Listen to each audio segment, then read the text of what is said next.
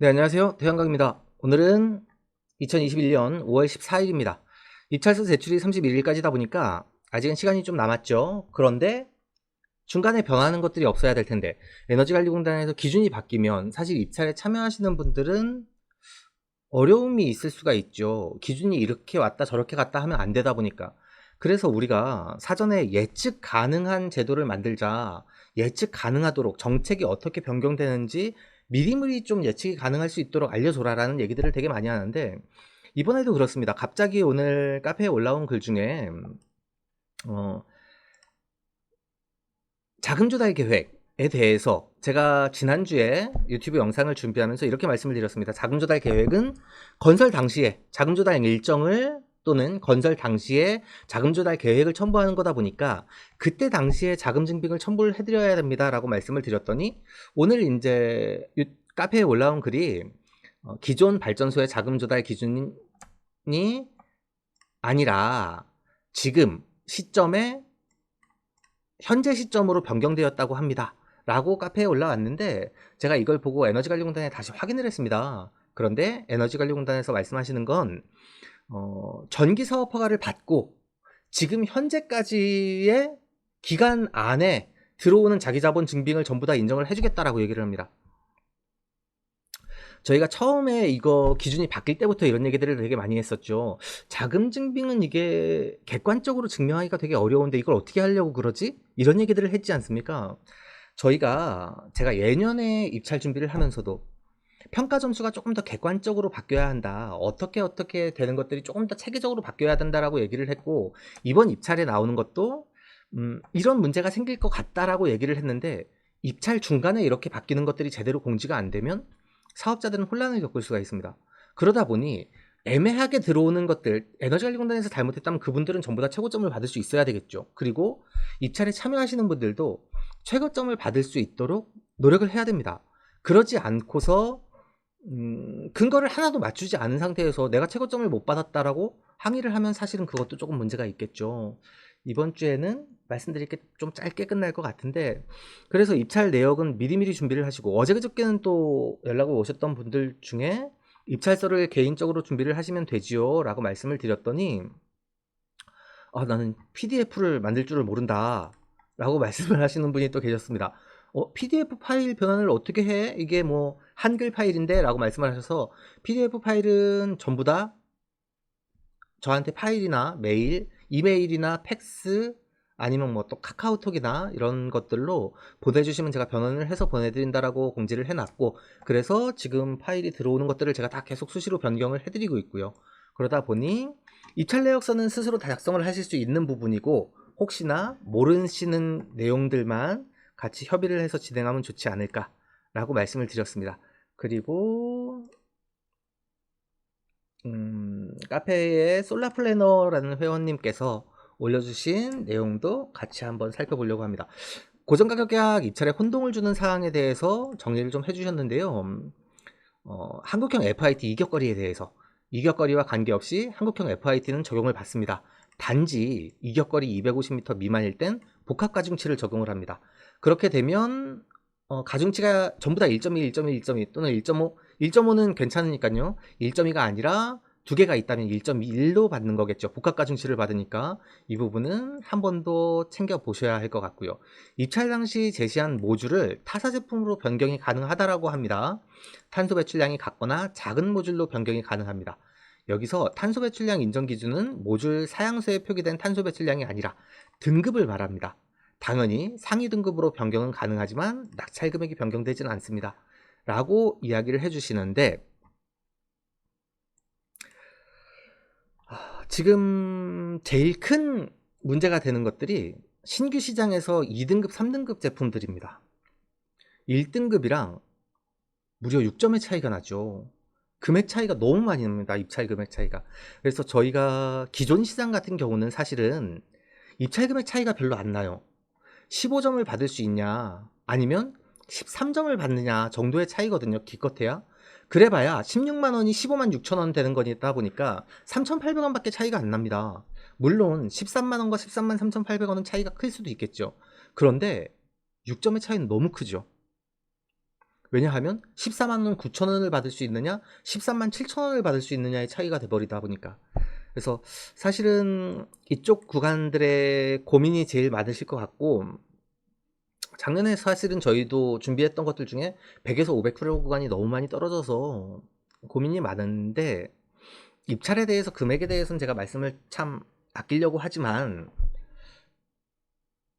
에너지관리공단에서도 아닌 것들을 자꾸 아니다라고 얘기를 해야 됩니다. 우리가 예를 들어서 지난번 입찰 나오기 전에 100kg의 하한가를 없앨 것이다 막 이런 것들이 언론에 나왔는데, 그럴 때 더 많은 항의들을 해야죠.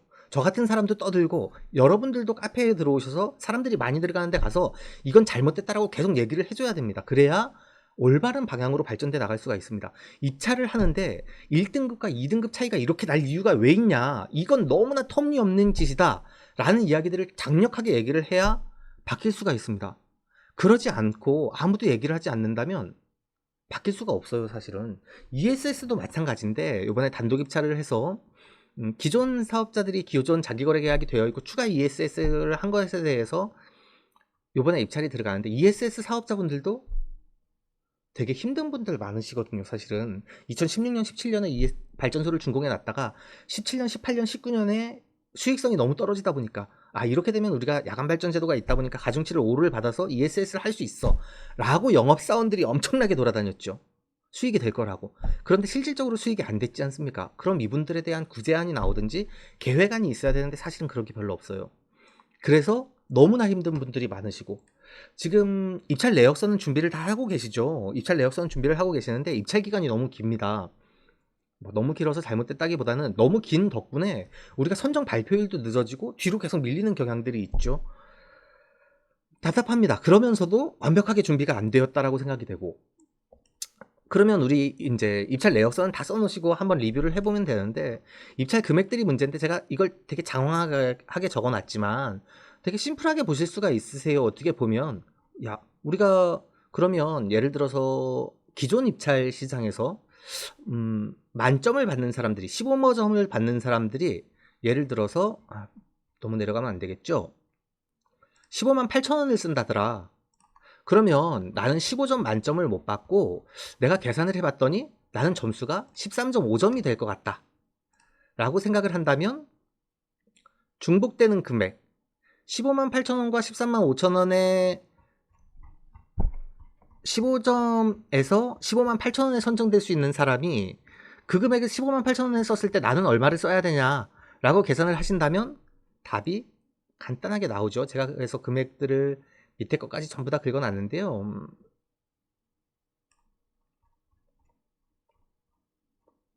중복되는 금액을 쓰시면 됩니다. 15만 5천 150원. 그러면 만점 15점을 받는 사람이 15만 8천 원을 쓰는 것과 내가 쓰는 게 똑같아지죠.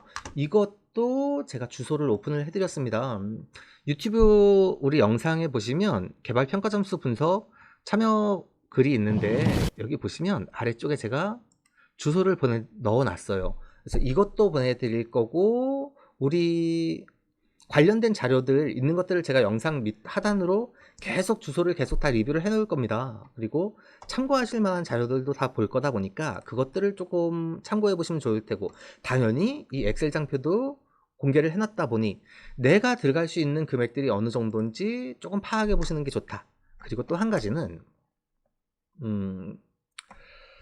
제가 입찰 때마다 말씀드리는 것들이 있습니다.